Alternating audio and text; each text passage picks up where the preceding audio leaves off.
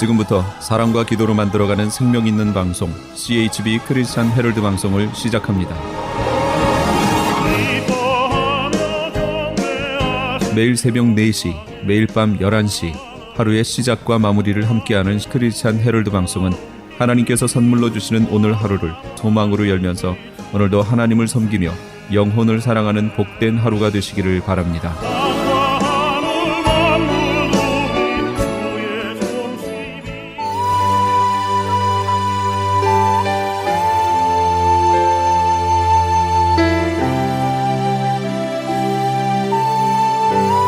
이 새벽을 주님과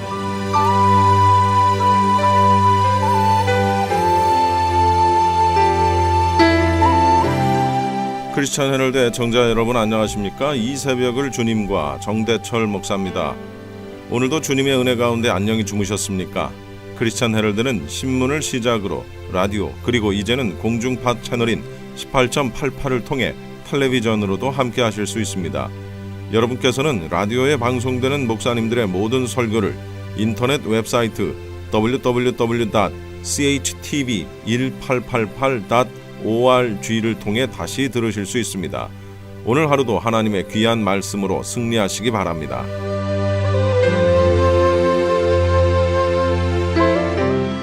이 시간에는 먼저 얼바인 샤이닝 펠로우십 교회 이은호 목사님께서 누가복음 15장 11절로 24절까지를 본문으로 약속으로 붙드시는 하나님이라는 제목의 설교 말씀해 주시겠습니다.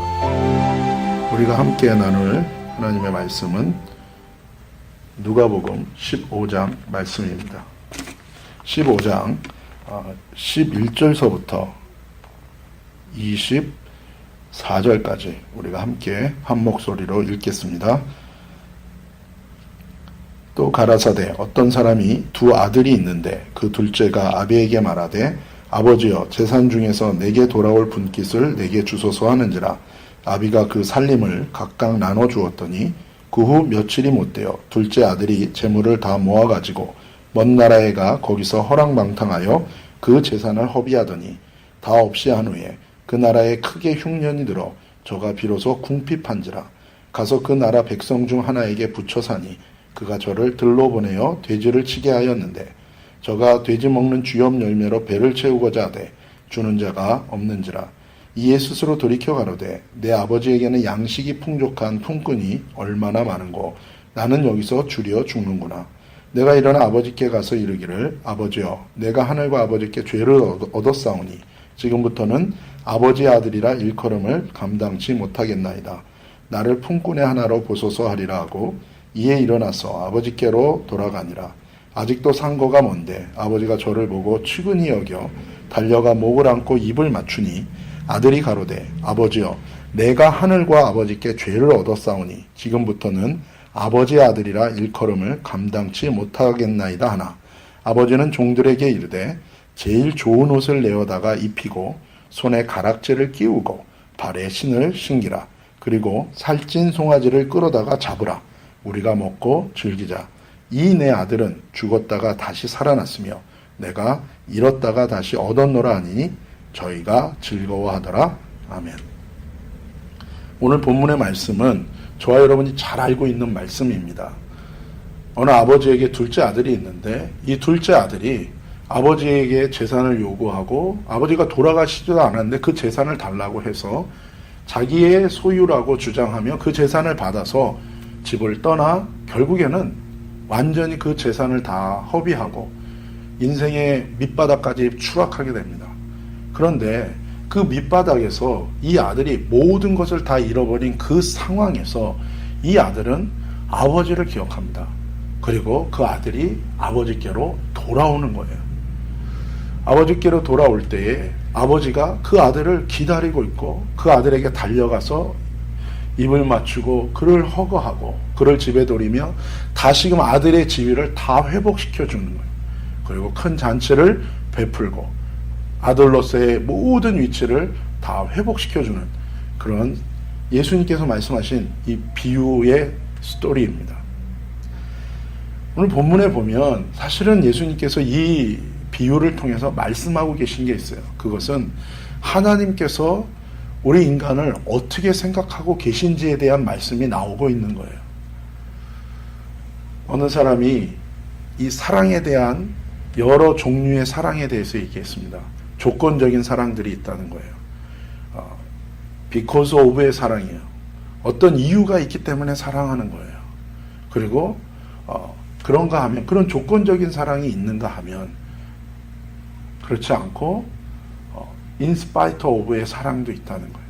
그럼에도 불구하고 이런 사랑을 무조건적인 사랑이라고 합니다. 하나님께서 우리 인간을 향해서 어떤 마음을 갖고 계신가? 그것은 조건적인 사랑이 아니라 무조건적인 사랑을 갖고 계시다는 거예요. 이것은 단순히 그냥 무조건 사랑한다라는 개념이 아니라 이 속에서 우리가 발견하는 게 있어요. 그것은 하나님께서 하나님의 형상을 따라 지음받은 우리 인간을 바라보실 때 비인격적으로 대하는 것이 아니라 인격적으로 대한다는 거예요. 여러분, 비인격적으로 대하는 게 뭡니까? 사람과 사람이 관계를 할 때에 관계를 맺을 때 비인격적인 관계는 give and take이에요. 네가 나한테 하나 있으니까 나도 너한테 하나 한다는 거예요. 그리고 너가 나한테 필요하니까 내가 너를 대하고 필요하지 않으면 너를 끊어버리겠다는 거예요. 그런데 인격적으로 대하는 관계는 무엇입니까? 그 사람이 어떠함에도 불구하고 내가 저 사람을 품고 저 사람을 소중히 여기고 가치 있게 여긴다는 거예요. 하나님께서 우리 인간을 대할 때도 똑같은 겁니다. 우리 인간을 대할 때 우리가 죄인이며 우리가 불경건한 자이며 심지어 우리가 하나님과 원수된 자이들임에도 불구하고 하나님께서는 우리들을 버리지 아니하시고 우리들을 다시금 찾아오셔서 우리들과 관계를 회복시키기를 원하신다는 거예요. 우리가 기억해야 될 것이 있습니다. 이 믿음이라는 거, 우리가 신앙생활 한다는 거, 이것은 하나님과의 인격적인 관계에 기초한 것이라는 것을 우리가 기억해야 되는 거예요. 그래서 사실 모든 것을 다 지우고 남는 것이 있다면 그것은 결국 하나님과 우리의 인격적인 관계라는 거예요. 제가 아는 어떤 분이 있어요. 그분이 하나님을 떠나서 세상에서 하나님을 버리고 완전히 혼자 자신이 생각한 어떤 삶을 걸어가고 있었어요. 결국 그 삶에서 그는 완전히 무너지고 실패하고 그 가운데 자신이 도저히 하나님께로 돌아갈 수가 없는 거예요. 그런데 그 마음속에 그가 자신의 길을 계속하기 위해서 그가 배웠던 모든 지식들, 성경 지식들도 다 버렸어요. 그런데 어느 날 하나님께서 그에게 말씀하셨어요. 너가 나도 버릴 수 있느냐? 너의 인생의 벼랑 끝에서 만났던 나도 너가 버릴 수 있느냐? 자기가 배웠던 모든 지식적인 것, 자기가 생각했던 모든 자기의 신념, 이런 모든 것들은 다 버릴 수 있었어요. 그런데 하나님과의 관계는 자기가 끊는다고 끊어질 수 없는 관계라는 걸 그분이 그 자리에서 하나님의 음성을 통해서 깨달은 거예요. 그렇습니다. 하나님은 저와 여러분을 어떻게 대하십니까? 인격적인 관계로 대하세요. 단순히 하나님께서 인과 응보식으로 우리를 대하는 것이 아니라 하나님은 잃어버린 아들을 대하는 아버지의 심정처럼 그렇게 저와 여러분을 대하신다는 거예요. 그런 의미에서 우리의 신앙생활이 내가 하나님께 이렇게 열심을 다하고 내가 하나님께 이것을 드렸기 때문에 나를 축복하시고 나에게 능력을 주시고 이런 원리적이고 이런 계산적이고 이런 기계적인 그런 신앙생활은 성경에서 말하고 있는 하나님과의 우리의 관계를 얘기해 주는 것은 아니라는 것입니다. 히브리서 1장 3절에 보면 하나님께서 지으신 이 천지 우주의 모든 만물을 하나님이 붙들고 계시다는 거예요. 붙드신다는 건 무엇입니까? 우리가 나는 우리 식으로 얘기한다면 그것은 하나님께서 매니지먼트하는, 경영한다는 뜻이에요. 하나님께서 통치하신다는 거예요. 어떻게 하나님께서 다스리시고 붙들고 관계하는가? 바로 하나님의 능력으로 하신다는 거예요. 하나님의 능력, 하나님의 힘으로 천지 우주 만물을 하나님이 붙들고 계시다는 거예요. 하나님이 관계하신다는 거예요. 하나님이 역사하신다는 거예요. 그래서 재밌는 것은 이 과학자들이 하나님이 만드신 천지 우주 만물을 연구하면 연구할수록 그 속에서 발견되는 법칙이 있어요. 그것은 어떤 법칙이냐면 바로 힘의 법칙입니다. 눈에 보이지 않는 모든 것들을 발견할 때에 전기 가운데 힘의 법칙이 있어요. 이 전기장, 자기장, 그리고 만유인력, 중력의 법칙. 이 우주 만물은 힘이 그 모든 관계 속에 있는 거예요. 힘의 논리예요. 그런데 반면에 성경을 통해서 우리가 발견하는 것은 고린도후서 1장 17절에서부터 그 뒤 하반절에 있는 말씀들을 살펴보면 거기서 발견되는 것이 있어요. 20절에 보면 18절에 보면 하나님은 미쁘시니 우리가 너희에게 한 말은 예하고 아니라 함이 없노라. 사도 바울을 통해서 하나님께서 명확하게 말씀하시는 것은 무엇입니까? 하나님은 미쁘신 분, 믿을 만한 분, 신실하신 분이라는 거예요. 왜 하나님에 대해서 신실한 분, 믿을 만한 분이라고 얘기하십니까?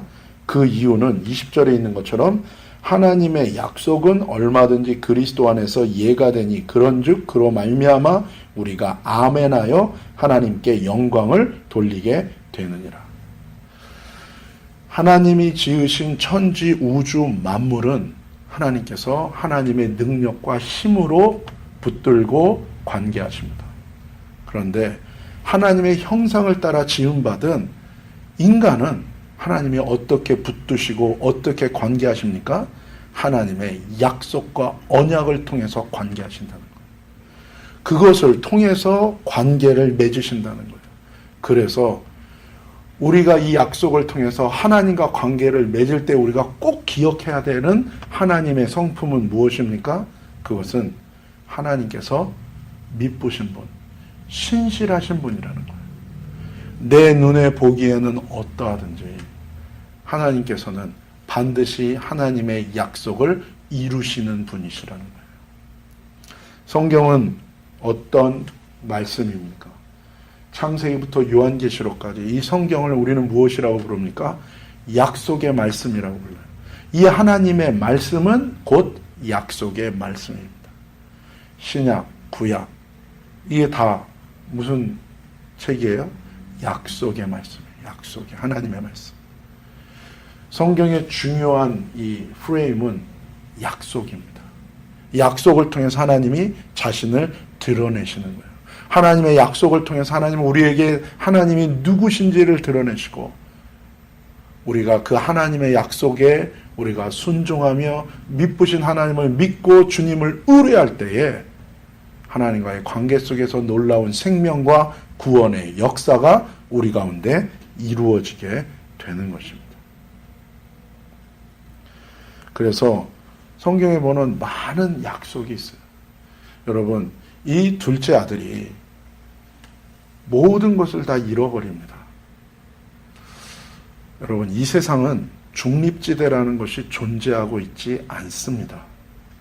하나님이 통치하시든지 아니면 사단과 마귀, 사단이 통치하든지 둘 중에 하나밖에 없어요. 마치 빛과 어두움 이 두 가지 외에밖에 없는 것처럼 이 세상도 똑같습니다. 그런데 이 세상이 속고 있는 것은 무엇입니까? 하나님의 통치, 사단의 통치 외에 제3의 지대, 인간의 영역이 있다고 생각하는 거예요. 그것이 이 세상이 속고 있는 사단이 인간을 속이는 가장 큰 거짓말입니다. 창세기에도 보면 하나님의 통치 가운데 아담과 하와가 있었어요. 하나님의 창조하신 에덴 동산 안에 하나님의 언약 안에 아담과 하와가 있었어요. 하나님의 언약이 무엇이었습니까? 하나님이 첫 번째로 인간과 맺은 언약이 뭐예요? 이 에덴 동산 안에 있는 모든 과실은 너희가 다 먹어도 좋다. 하나님이 다 주신 거예요. 그런데 그 동산 중앙에 선악을 알게 하는 나무는 먹지 말아라. 먹는 날에는 너희가 죽을 것이다. 그것을 통해서 하나님은 창조주와 피조물의 관계를 명확하게 설정하신 거예요. 그것은 억압도 아니고 그것은 규제도 아니고 오히려 그것을 통하여 창조주 되시는 그분을 의지하는 피조물 된 인간이 그 주님과의 언약의 관계를 통해서 모든 것을 얻을 수 있는 축복의 언약이었던 거예요. 여러분, 피조물이 창조주를 기억하고 그 창조주께 순종하고 순복하고 그 창조주와 관계를 맺을 때에 그 피조 세계는 온전해질 수 있는 거예요. 하나님의 형상을 따라 피조된, 창조된 인간이 자신의 생명의 근원 되신 하나님을 알고 그 하나님과 교제하고 그 하나님을 예배하는 것, 그것이 하나님의 형상을 따라 지음받은 영적인 존재로서의 인간의 가장 큰 부르심이며 가장 큰 축복이고 가장 큰 행복입니다. 그런데 사단은 이것을 거짓으로 속인 겁니다. 그래서 인간으로 하여금, 이 아담과 하와로 하여금 하나님의 언약과 약속을 잊어버리게 만들어요. 그리고 하나님의 성품에 대해서, 하나님의 약속과 언약에 대해서 의심하게 만들고 스스로 하나님과 분리하여 스스로 생각하고 결정하도록 만드는 거예요. 그 순간에 아담과 하와는 하나님이 주신 언약의 약속의 말씀을 잊어버립니다. 자신의 판단이 맞았지만 그러나 그 판단으로 인해 결국에는 타락하고 범죄하고 사단의 노예로 전락할 수밖에 없었다는 거예요.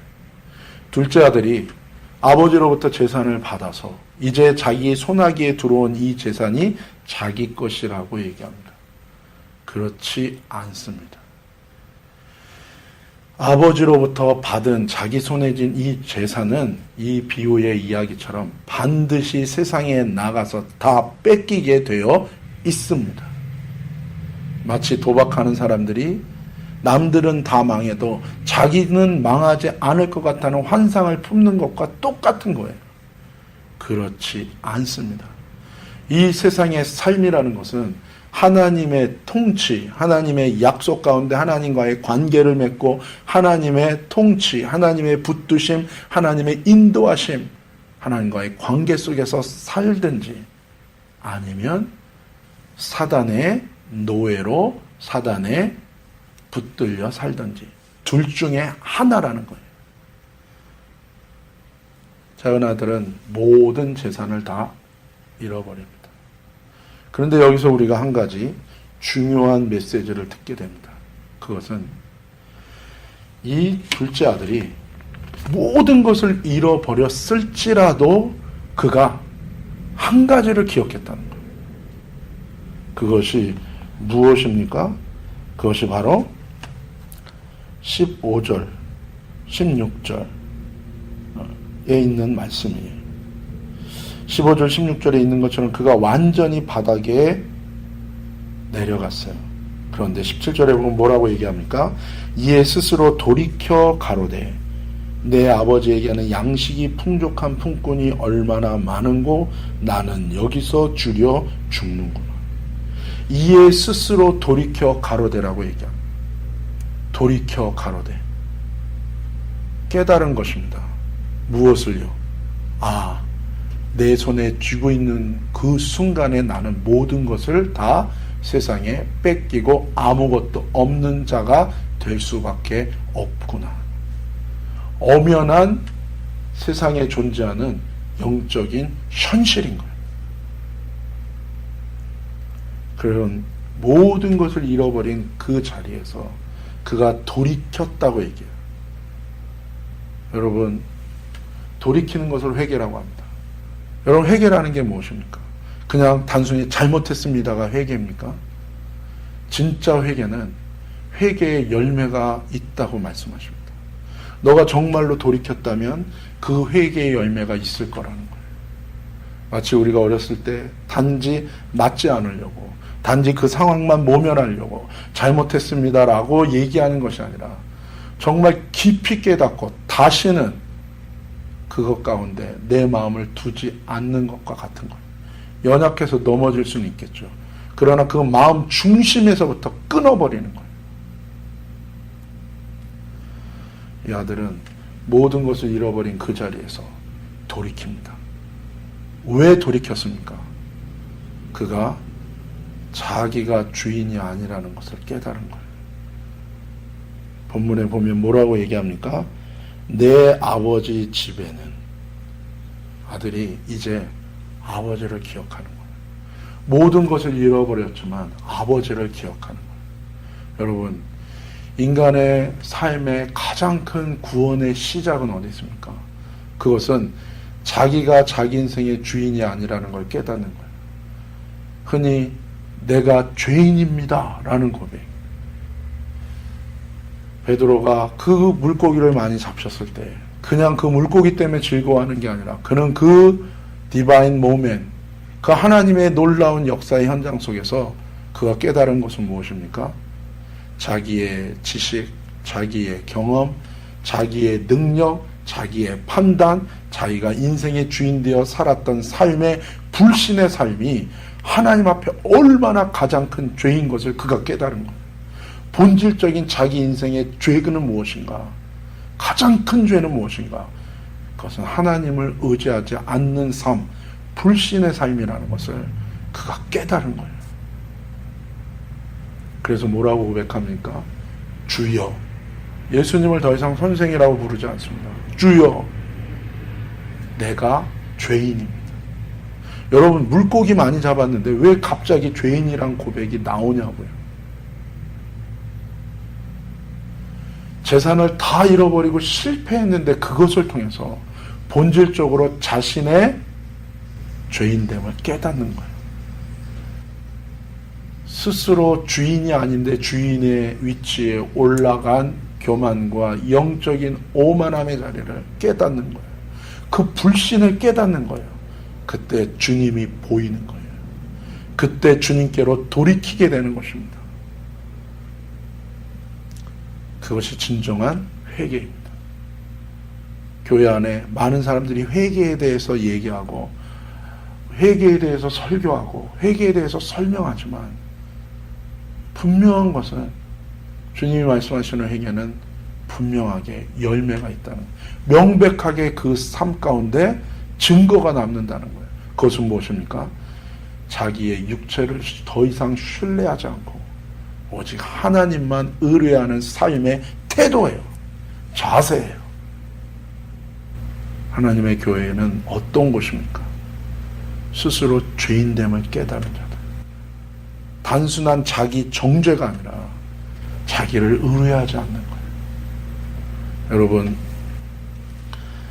자만해지는 것도 교만한 것입니다. 그런데 낙담하고 좌절한 것도 교만의 또 다른 모습일 수도 있어요. 여전히 자기 자신을 놓지 않는 거예요. 여전히 자기가 중심에 있는 거예요. 그래서 일이 잘 되면 높아집니다. 다른 사람이 보이지 않습니다. 하나님이 보이지 않습니다. 그런가 하면 일이 안 되면 좌절하는 거예요. 그때도 다른 사람도 보이지 않고 그때도 똑같이 하나님도 보이지 않는 것입니다. 그렇지 않습니다. 하나님이 붙들고 계십니다. 여전히. 내가 내 자신을 붙들고 있는 것을 내려놓고 그분을 의뢰하는 자에게는 반드시 주님의 구원이 있습니다. 이 아들이 아버지를 기억합니다. 여러분, 저와 여러분의 삶 가운데 꼭 기억해야 될 것이 있어요. 모든 것을 다 잃어버려도 기억해야 될 것이 있어요. 그것은 내가 내 인생의 주인이 아니라 우리를 창조하시고 우리를 구원하시는 유일한 분 예수 그리스도, 우리 하나님이 계시다는 것을 여러분 기억하셔야 됩니다. 하나님의 약속이 있습니다. 죄인 되고 불경건하고 하나님과 원수된 자들을 위하여 이 세상에 오셔서 죽으시고 모든 죄를 해결하시고 부활하셔서 죽음의 권세를 다 깨뜨리시고 우리의 주와 왕이 되신 예수님이 계신 거예요. 아담과 하와 때 사단에게 속아 스스로 자기의 욕심을 이끌려 범죄하여 하나님으로부터 끊어진 우리를 다시금 그 관계를, 그 잃어버린 약속을 회복시키기 위하여 예수님이 오셔서 모든 것을 다 회복하시고 다시 우리의 주와 왕이 되셨다는 거예요. 그 약속을 다시금 붙드는 자, 스스로 자기에게 주인됨을 내려놓고 그 약속을 붙드는 자, 예수 그리스도를 나의 주인으로 붙드는 자, 반드시 주님의 통치가 회복되는 거예요. 둘째 아들을 아버지가 기다리고 있었습니다. 달려가서 껴안고 그를 맞이하며 그에게 옷을 다시 입혀요. 그리고 그에게 반지를 다시 끼우고 신을 다시 신겨요. 이 세 가지는 다 고대에서 한 사람의 지위와 신분을 얘기하는 거예요. 우리는 하나님의 형상을 따라 하나님의 아들과 딸로 하나님의 자녀로 지음받은 자들입니다. 하나님의 언약 가운데 약속 가운데 하나님의 영광을 드러내는 아멘 하는 자로 하나님의 영광을 드러내는 자로 부르심을 받은 자들이에요. 하나님 우리에게 동산의 모든 것, 이 우주와 세상의 모든 것을 맡기셨어요. 그런데 우리가 사단에게 속아 하나님을 떠나 스스로 주인됨의 길을 걸었을 때 우리는 다 잃어버린 거예요. 그런데 다시금 말씀하십니다. 누구든지 예수 그리스도께 회개하고 그분을 믿고 영접하는 자는, 그분을 자신의 주로 다시금 모시는 자는, 회개하고 예수 그리스도를 나의 주로 믿는 자는 자녀됨의 권세를 회복해 주신다고 말씀하십니다. 사랑하는 여러분, 하나님이 말씀하십니다. 모세가 완전히 낙담하고 좌절했습니다. 하나님의 약속은 있었지만 그는 실패했습니다. 하나님의 부르심은 있었지만 그는 완전히 넘어졌습니다. 그리고 모든 것이 끝났다고 생각하는 그 순간에 하나님이 찾아오셔서 말씀하십니다. 그 하나님에게 못한다고 얘기합니다. 나는 입이 둔하여 못하겠습니다. 하나님은 능력이 있는 줄 모르지만 나는 아무것도 할 수 없는 자입니다. 그때 하나님이 모세에게 말씀하세요. 너의 입을 지은 자가 누구냐? 너의 눈을 지은 자가 누구냐? 너의 귀를 지은 자가 누구냐? 사랑하는 여러분, 저와 여러분의 귀를 지으신 분이 저와 여러분을 들으십니다. 저와 여러분의 눈을 지으신 분이 저와 여러분을 보고 계십니다. 저와 여러분의 입을 지으신 분이 우리에게 말씀하시고 응답하신다는 거예요. 사랑하는 여러분, 하나님을 바라보십시오. 다시금 아버지의 집을 기억하고 그분께로 돌이킨 둘째 아들처럼 저와 여러분이 그렇게 우리의 영원한 아버지시오, 우리를 위하여 죽으시고 다시 부활하셔서 우리의 주와 우리의 왕이 되신 그 예수님을 바라보고 나의 주로 믿고 회개하고 믿고 그분과 동행하는 놀라운 하나님의 부활의 능력이 회복되는 삶이 되시기를 예수님의 이름으로 축복합니다. 기도하시겠습니다. 하나님 아버지 감사합니다. 하나님 다시금 주님을 기억합니다. 하나님의 약속, 하나님의 언약, 하나님을 바라봅니다. 예수 그리스도만을 바라봅니다. 하나님의 사람들, 하나님의 자녀됨의 권세가 회복되게 하여 주옵소서. 예수님의 이름으로 축복하며 기도 올리옵나이다.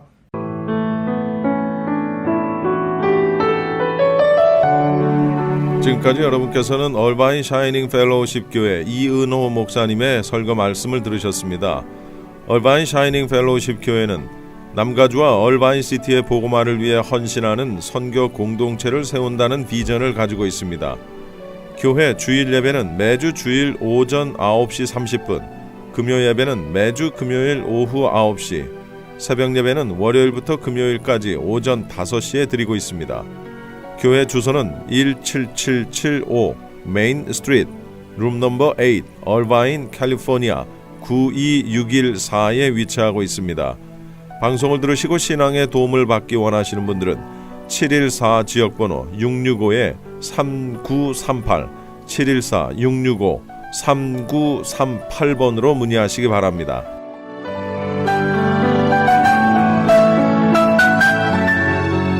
이어서 주님 세운 교회 박성규 목사님께서 마태복음 18장 1절로 6절까지를 본문으로 실족해 하지 말라라는 제목의 설교 말씀 해주시겠습니다.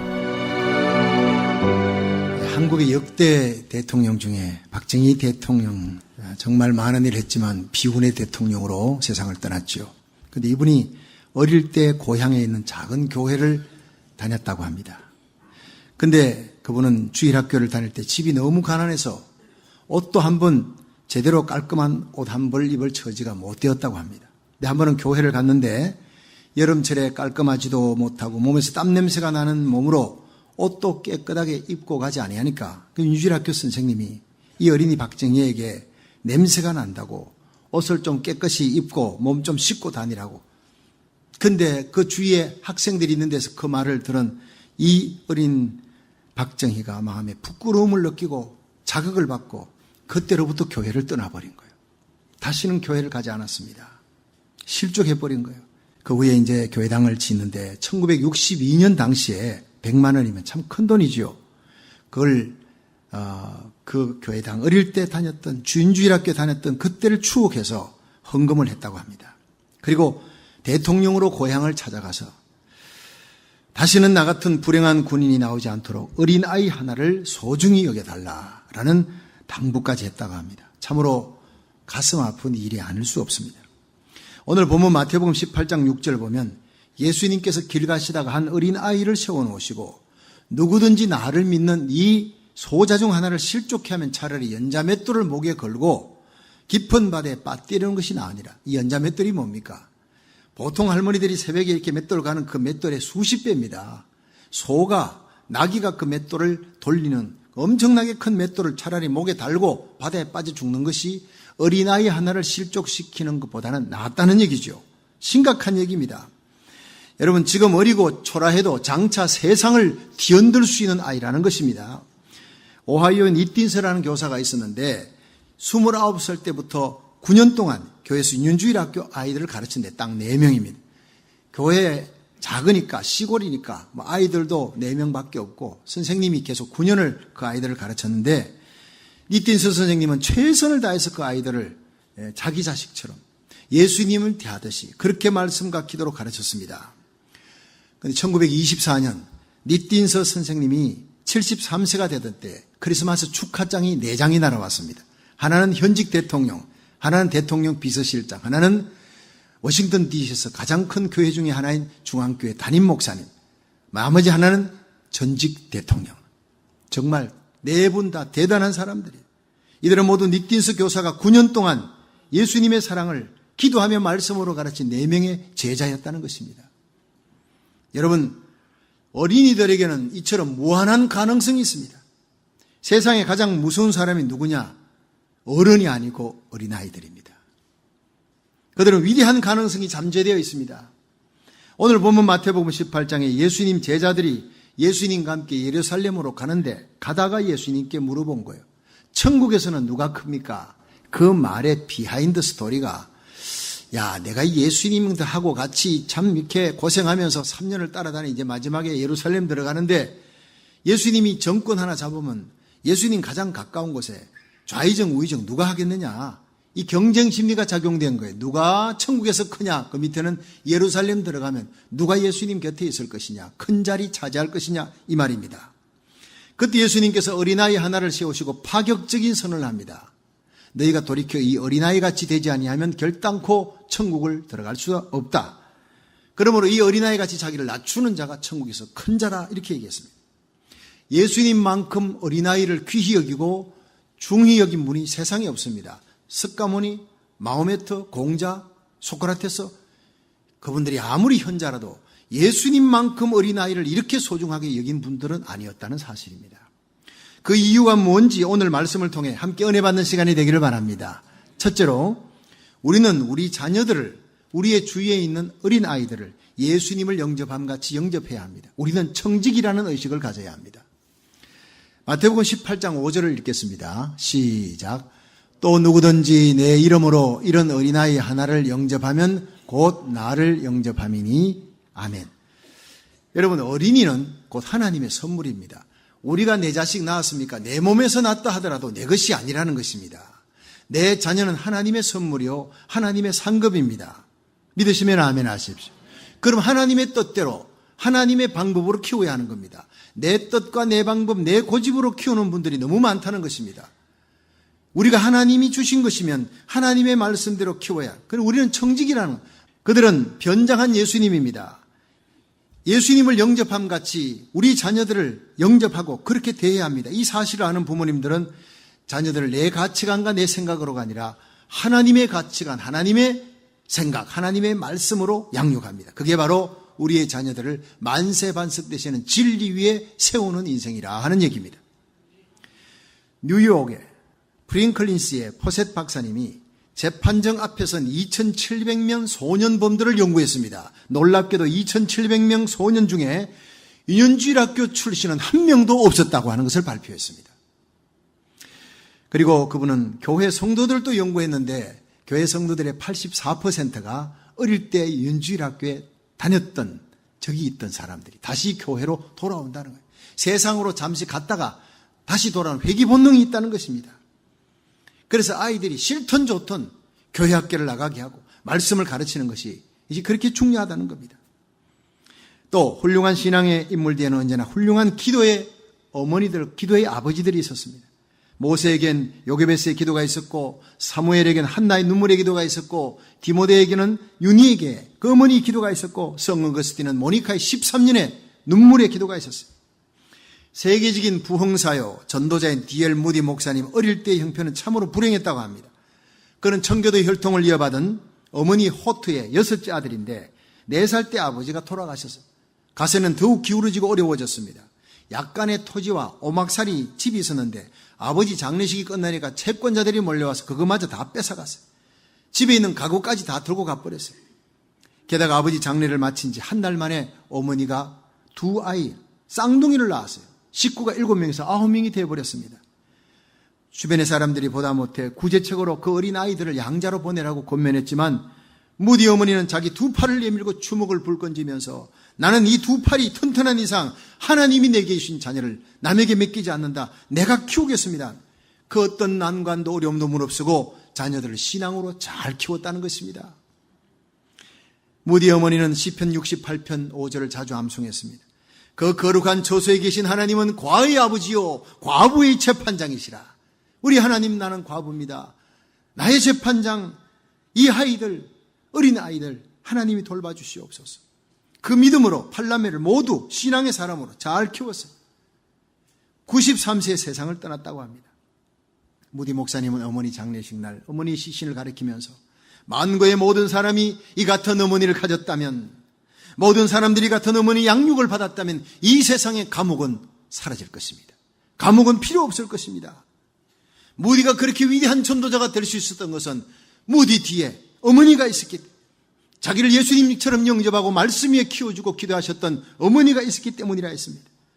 여러분, 인류 역사 속의 위대한 신앙의 사람들 뒤에는 다 위대한 어머니들이 있었습니다. 우리 자녀들은 하나님께서 주신 보배로운 선물입니다. 믿으시면 아멘. 그래서 우리 자녀들의 영혼을 주님의 손에 올려놓으십시오. 그리고 눈물의 기도와 말씀으로 양육하십시오. 그래야 이 미국의 청교도의 신앙을 회복하는데 요셉과 에스더처럼 쓰임받는 의의 병기로 바칠 수 있기를 주의 이름으로 축원합니다. 두 번째로, 이 어린이는 천국의 주인공이다 하는 사실이에요. 본문 마태복음 18장 3절 한번 읽어봅니다. 시작. 가라사대 진실로 너희에게 이르노니 너희가 돌이켜 어린아이들과 같이 되지 아니하면 결단코 천국에 들어가지 못하리라. 아멘. 자, 여기에서 예수님은 너희가 돌이켜 어린아이들과 같이 되지 아니하면, 자, 예수님은 이 어린아이들에게서 미래의 비전을 봅니다. 이 아이들 같이 되어야 천국이 들어갈 수 있고 큰 자가 된다. 천국의 비전을 아이들에게서 본 거예요. 지금 이 아이들이 작고 보잘것없습니다. 힘이 없습니다. 그런데 그들 가운데 훗날 무디가 나오고 스펄전 같은 위대한 부흥사가 나오고 와나메이커나 락펠러 같은 위대한 세계적인 사업가가 나오고 아브라함 링컨 같은 위대한 정치인, 위대한 과학자, 교수, 장군들이 나오는 거예요. 그 위대한 사람들이 다 한때 어린아이들이었습니다. 초라한 어린아이들이었습니다. 잊지 마십시오. 그래서 소파 방정환 선생님이 처음으로 아이들을 어린이라고 이름을 불렀습니다. 왜냐? 어리신 분이라는 뜻입니다. 그게 존경의 의미입니다. 위대한 교육학자 페스탈로치가 어른들이 지나가면 그냥 고개를 숙입니다. 악수합니다. 어린아이가 지나가면 반드시 모자를 벗고 90도로 절을 했다고 합니다. 유명한 일합니다. 비록 지금 어릴지라도 장차 이 세상에 엄청난 영향력을 끼칠 수 있는 존재이기 때문에 존경을 표한 거예요. 마가복음 10장에 예수님께 안수 기도 받게 하려고 어머니들이 아기를 데리고 오니까 제자들이 막는 거예요. 예수님이 지금 하루 종일 설교하고 안수 얼마나 바쁜데 애들까지 데리고 와서 이러면 어떡하느냐. 그때 예수님께서 마가복음 10장 14절에 예수께서 보시고 분이 여겨 그냥 얘들아 그러지 마 애 데려와가 아니라 분노를 일으켰다는 거예요. 이르시되 어린아이들이 내게 오는 것을 용납하고 금하지 말라. 천국은 이런 자들의 것이니라. 전설에 의하면 예수님께 데리고 온 그 아이들, 결국 예수님이 안수해 주셨잖아요. 그 아이들 중에 한 명이 안디옥 교회 ig나티우스 감독이 됩니다. 예수님은 이 아이들의 미래를 미리 바라봤다는 것입니다. 한국신학대학 학장을 지냈던 정대위 박사님이 계시는데 그분은 숭실중학교를 평양에서 졸업하고 졸업식을 마친 후에 이 친구들하고 같이 짜장면 집에 간 거예요. 중국집에 가서 짜장면 시켜놓고 음식이 나오는 동안에 이런저런 얘기하면서 서로의 꿈을 얘기해서 넌 앞으로 뭐 될래? 나는 앞으로 정치인이 될 거야. 난 교수 될 거야. 나는 사업가가 될 거야. 나는 의사가 될 거야. 정대위 너는 뭘 할래? 나는 목사가 될 거야. 유일하게 목사가 될 거야 하는 사람이 정대위였습니다. 키가 작고 보잘것없는 아이였습니다. 그런데 그때 마침 도산 안창호 선생이 옆에서 식사를 하시다가 그 아이들의 얘기를 듣고 뒤돌아보면서 여기 장차 조국의 위대한 기둥들이 여기다 모이셨군요 하면서 일어나서 키가 가장 작은 조그마한 정대위 학생에 다가가서 그 손을 꼭 잡고는 정 목사님 앞으로 훌륭한 목사가 되시기를 기원합니다. 이렇게 했어요. 아직도 어린 중학생한테 목사님을 이름을 붙였어요. 비전을 준 겁니다. 그 후에 정대위 학생은 중학교를 졸업하고 고등학교 다닐 때, 대학 다닐 때 나는 한국 민족의 위대한 지도자 도산 안창호 선생께서 훌륭한 목사라고 불러주며 내 손 잡아주었다. 나는 반드시 훌륭한 목사가 될 것이다. 그 일념으로 기도하면서 노력해서 마침내 목사가 되었습니다. 뿐만 아니라 목사로서 건국대학 총장을 역임했고 한국신학대학 학장을 맡으시며 많은 목사님들에게 존경받는 큰 목사님이 됐다는 얘기입니다. 여러분, 이 시간부터 여러분의 자녀들을 우리 주의 이 어린이들을 미래 역사의 주인공으로 천국의 주인으로 볼 수 있는 눈을 가지고 그들을 존귀하게 대하고 기도함으로 그들이 진정 이 땅을 변화시킬 수 있는 믿음의 거장으로 세워나가기를 주의 이름으로 축원합니다. 마지막 세 번째로 천국에서 큰 자가 되려면 어린 아이의 속성을 가져야 된다는 것이 오늘 말씀입니다. 우리 함께 마태복음 18장 2절 3절 읽습니다. 시작. 예수께서 한 어린아이들을 불러 저희 가운데 세우시고 가라사대 진실로 너희에게 이르노니 너희가 돌이켜 어린아이들과 같이 되지 아니하면 결단코 천국에 들어가지 못하리라. 아멘. 여기서 너희가 돌이켜 to turn 어린아이로 그때로 돌아가라는 거예요.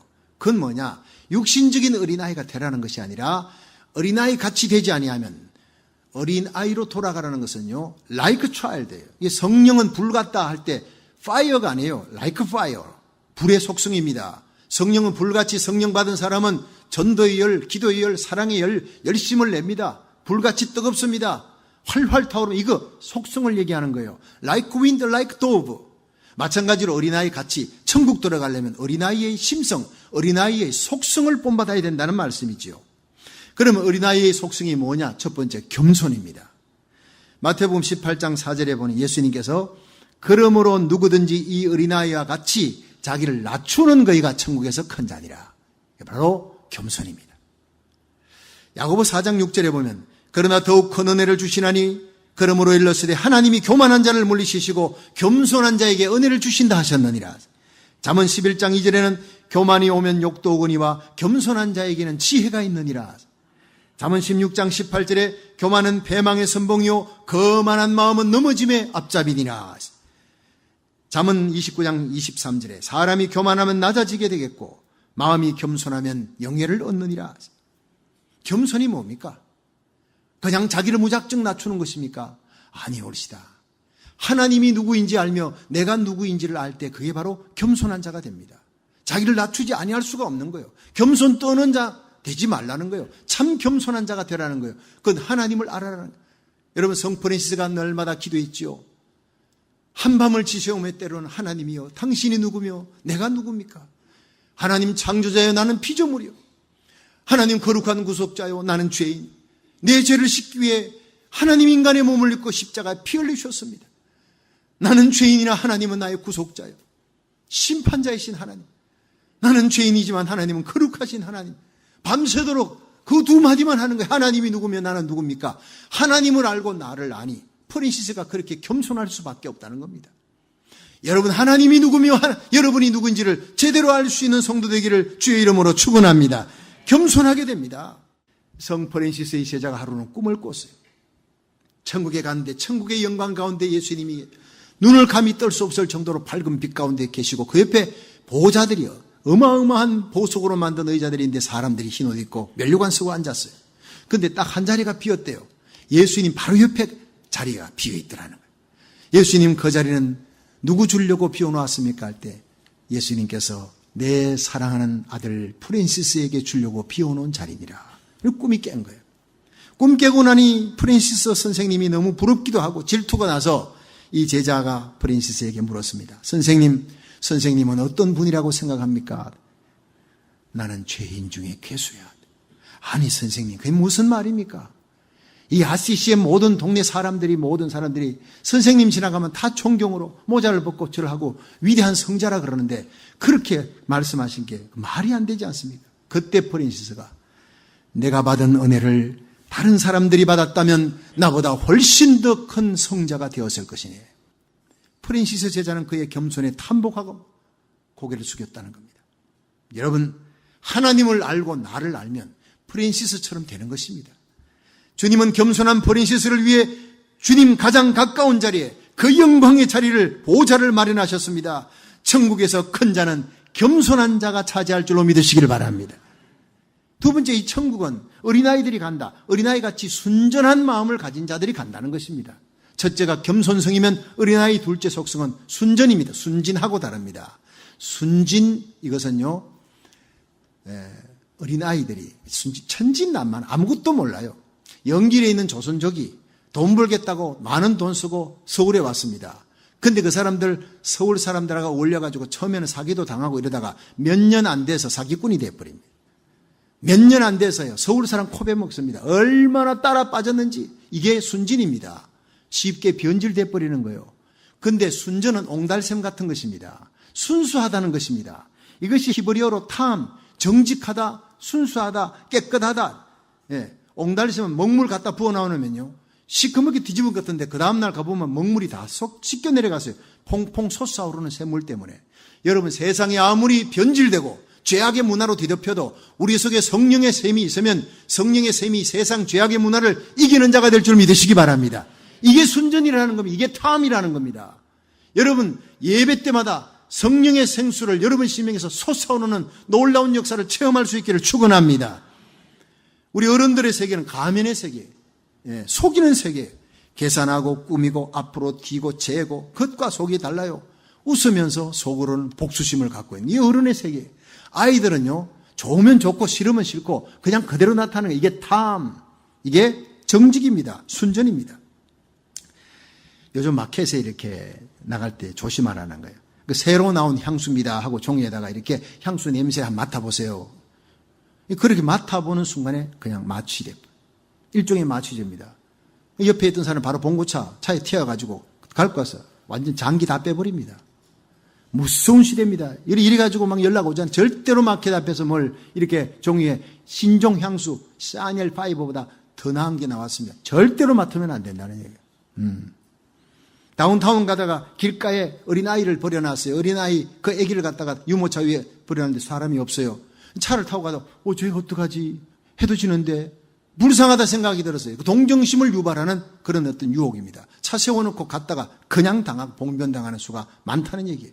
그냥 가라는 거예요. 그냥 차에 유모차에 아기가 있다 하더라도 그 미끼니까 유혹이니까 그냥 가. 여러분, 세상이 이렇게 악해졌습니다. 이게 어른들의 세계입니다. 속이는 세계. 그러나 어린이 세계는 투명합니다. 정직합니다. 진실합니다. 요한복음 1장 47절에 보면 빌립이 나다나엘을 인도하여 예수님께 데려가니 주님이 이는 참 이스라엘 사람이구나. 그 속에 간사한 것이 없도다. 간사는요, 앞뒤가 다르고 거짓이잖아요. 간사함이 없다. 이 최고의 칭찬이잖아요. 여러분, 주님 앞에 이런 순전하다는 칭찬, 겸손하다는 칭찬 받으시기를 축원합니다. 여러분, 우리가 천국 가려면 이래야 된다는 것입니다. 천국은 믿음으로 갑니다. 예수 그리스도를 구주로 믿음으로 갑니다. 믿으시면 아멘. 그 믿음으로 가는 거듭난 성도들의 생명 속에는 반드시 겸손과 순전이 나타나게 되어 있다는 사실이에요. 계속 속이는 자는 천국 못 간다는 것입니다. 계속 엄나는 자는 천국 못 간다는, 열매가 당을 짓고 계속 악을 행하는 자는요, 저건 시작이 잘못됐다는, 아직 거듭나지 않았기 때문이라는 겁니다. 여러분, 주님 오시는 날 어린이같이 투명하고 정직하게 설 수 있도록 날마다 예배 때마다 그리스도의 보혈로 정결케 되기를 주의 이름으로 축원합니다. 마지막 세 번째가 바로 신뢰성입니다. 천국에서 큰 자는 어린이의 속성, 신뢰성을 가져야 된다는 얘기예요. 어린이는 자기 엄마밖에 몰라요. 자기 아빠밖에, 부모님밖에 몰라요. 예, 3살, 4살짜리 애가 돈 밝히고 뭐 그냥 친구로 엄마 팔아 친구 사고 이런 얘기 없습니다. 오직 엄마예요. 조금 더 잘 하이스쿨 들어가잖아요. 그때 이제 애들이 친구하고 노는 시간, 엄마하고 있는 시간보다 훨씬 많습니다. 엄마한테 인정받으려는 것보다 친구들한테 인정받으려고 애를 씁니다. 조금 더 잘하면 물질, 그 다음 잘하면 명예, 어른들의 세계로 가면서 엄마에게서 멀리 떨어지고 그냥 세상에 붙드는 게 그렇게 많아요. 그래서 어린아이 같이 되지 아니하면, 어린아이가 엄마 없으면 못 삽니다. 엄마 없으면 죽는 것 같이 그 세계는 그랬습니다. 예, 잠시라도 엄마가 안 보이면 엄마 하면 난리를 칩니다. 그렇게 십자가를 붙들 수 있기를 주의 이름으로 축원합니다. 주님 없이는 난 못 삽니다. 주님 십자가 없이는 나는 살 수 없습니다. 나이가요 80이 되든 90이 되든 100살이 넘어도 우리는 어린아이같이 십자가 붙들고 오직 예수, 신랑 예수님만 붙드시기를 축원합니다. 예, 제가 우리 주희가 4살 때 타코마에서 신방 마치고 집에 들어오는 문을 열면 바로 옆에 계단입니다. 2층으로 올라가는 계단인데 문을 열고 딱 들어오는, 주희야, 나머지 첫째, 둘째는 학교 갔을 것이고 주희는 집에 있을 거니까 얘가 아빠 하더니 순간적으로 그 높은 계단에서 플라이 해버리는 거예요. 아, 그때 생각하면 지금도 등골이 오싹합니다. 나를 향해 그저 날라버리는 거예요. 그걸 덥석받고 얼마나 내가 다시는 이런 짓 하지 말라고, 아빠가 너 안 받으면 어떡하려고 그래. 안 받을 리가 없지 아빠가. 여러분, 그 말이 지금까지도 내 심금을 울리는 거예요. 아빠니까 안 받을 리가 없다는 거예요. 이건 100% 믿는 거예요. 플라이 하는 거예요. 여러분, 우리가 예수님께 100% 내 자신을 던져야 합니다. 99%라도 안 됩니다. 마가복음 5장에 12해를 혈류증으로 앓는 여인이 예수님 앞에 가는데 만만의 장애물을 뚫고 가서 옷을 타치하는 순간 그 몸에 혈루의 근원이 말랐더라. 치유됐어요. 예수님께서 거적지 돌아보시며 누가 내 몸에 손을 대었느냐. 제자들이 주여, 사람들이 예수님 몸에 손대려고 하는 사람 많습니다. 많이 되고 있습니다. 아니야, 지금 이 시간 내 몸에 능력이 빠져나갔다. 이 여인이 와서 주여, 납니다. 내가 손댔습니다. 손을 대자 나았습니다. 간증했잖아요. 그때 예수님 하신 말씀이 누가 내 몸에 손을 대었느냐는 것이 헬라 원어에 보면 누가 그 인생을 나에게 완전히 던졌느냐라는 뜻입니다. 돌을 굴려버리듯이, 주위가 나에게 완전히 그 몸을 던져버리듯이 이렇게 나를 던진 자가 있다. 많은 사람이 만졌는데 낫지 않았어요. 왜냐? 90% 던졌어요.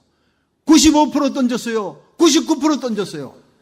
하다 안 되면 병원 가지 뭐 1% 인간적인 생각이 치유 못되게 하는 거예요. 100% 던지는 이 어린아이 같은 순전한 믿음에 혈루병 든 여인이 낳는 기적이 일어난 줄로 믿으시기 바랍니다.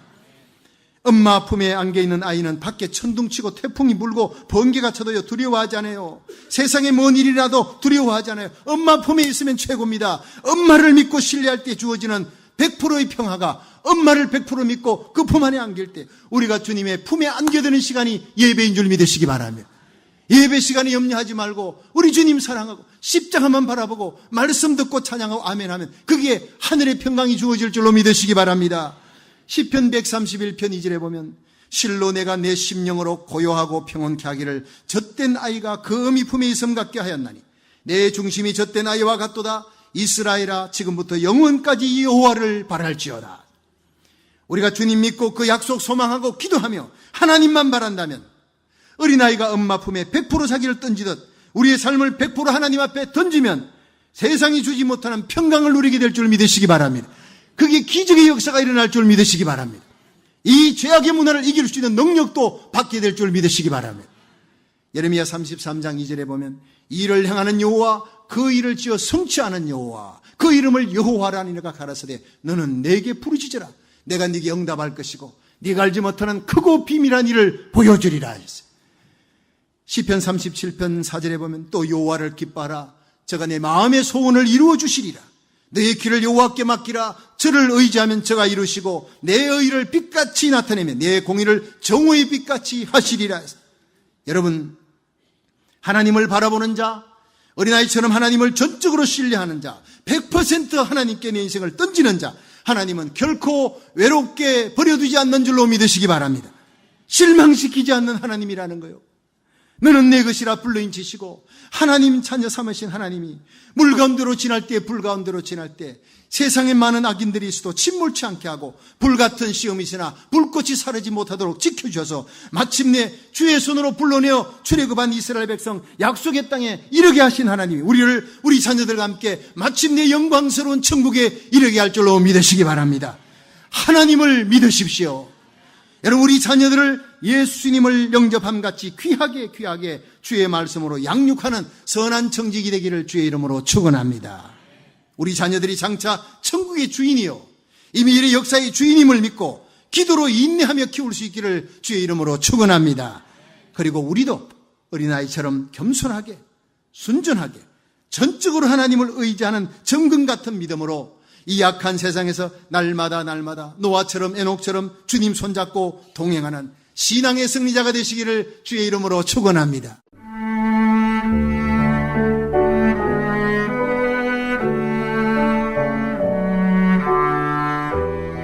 지금까지 주님 세운 교회 박성규 목사님의 설교 말씀을 들으셨습니다. 주님 세운 교회는 2911 로미타 블루버드 토렌스에 위치하고 있으며 신앙 상담이나 교회에 대한 문의는 310 지역번호 325-4025 310 지역번호 325-4025번으로 하시기 바랍니다.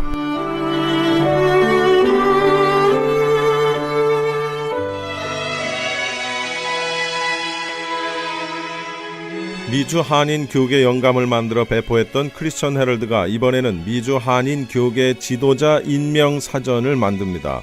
미주 한인 교계 지도자 임명 사전은 목사를 비롯한 선교사, 장로 그리고 각종 기관의 기관장들의 인적 사항을 담은 한인 교계 임명록으로서 미주 한인 성도들은 물론 우리의 후손들에게도 아름다운 유산으로 남겨질 것입니다.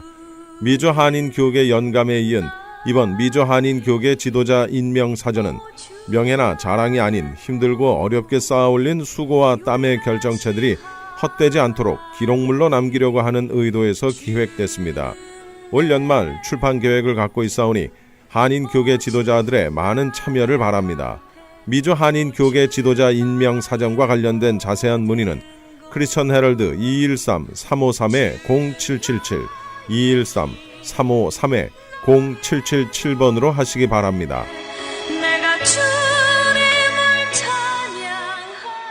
네, 신만의 장석훈입니다. 천정산삼이라고 다 같은 천정산삼이 아닙니다. 신만이 장석훈이 직접 채취해 믿을 수 있는 산삼. 장례삼, 야생산삼과도 비교할 수 없는 신만이 장석훈의 진품 천정산삼. 천하를 얻어도 건강을 잃으면 무슨 소용이 있습니까?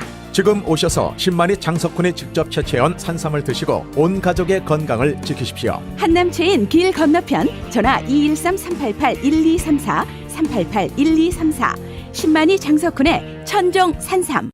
홈쇼핑 월드 한국산 스윗 드림 숨쉬는 차렵 이불 컨테이너 50% 세일. 침실의 분위기를 화사하고 아름답게 수놓는 화사한 파스텔톤 밝은 핑크와 소라색 블루 컬러. 세탁기 물빨래와 건조가 가능한 스윗 드림은 100% 면 40소 천연 섬유와 마이크로 초극세사 솜으로 여러분의 쾌적한 잠자리를 책임집니다. 지금 홈쇼핑 월드의 숨쉬는 차렵 이불 스윗드림 50% 세일에 여러분을 초대합니다. 펄가와 웨스턴 홈쇼핑 월드. 홈쇼핑 월드로 가세요. 월드로 가세요. 월드로 가세요. 월드로 가세요. 월드로 가세요.